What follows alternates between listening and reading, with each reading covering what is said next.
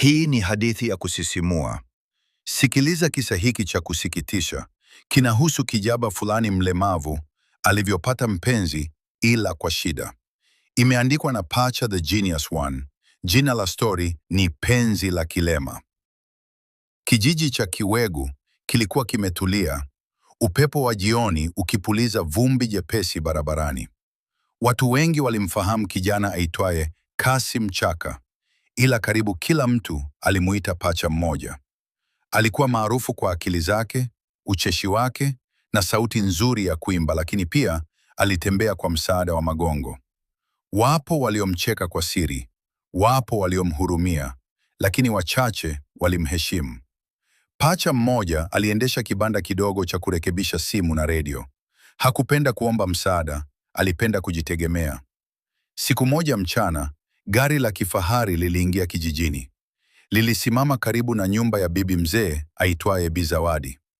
Kutoka ndani alishuka binti mrembo wa mjini, ngozo laini, miwani ya jua na tabasamu la utulivu. Jina lake aliitwa Naila. Ametoka Mombasa kuja likizo Desemba kwa nyanya yake. Watoto wa kijiji walianza kunong'ona, mtoto wa kishua huyo, angalia viatu vyake, simu yake ni kubwa kuliko zangu zote. Jioni hiyo Naila alipelekwa sokoni na nyanya yake. Simu yake ilizima ghafla. Akaambiwa, nenda kwa yule kijana wa pale kibandani, Pacha mmoja, ndiye fundi bora hapa.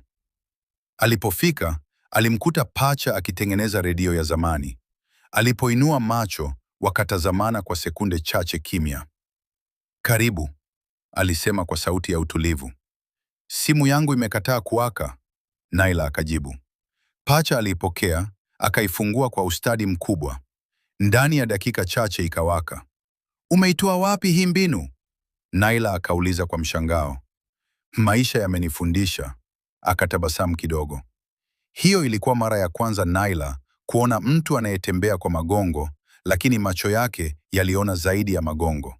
Aliona utulivu, akili, heshima. Kutoka mbali, kijana mmoja mwenye jeuri aitwaye Rasi alikuwa anawaangalia. Alizoea kupata kila msichana anayemtaka, na mara moja alimtamani Naila. Alipowaona wakiongea, alikunja uso. Huyu wa magongo asinichanganyie mambo yangu, alinong'ona.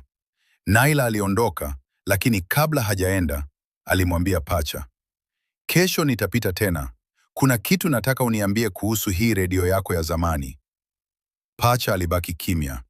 Kwa mara ya kwanza baada ya muda mrefu, moyo wake ulidunda tofauti.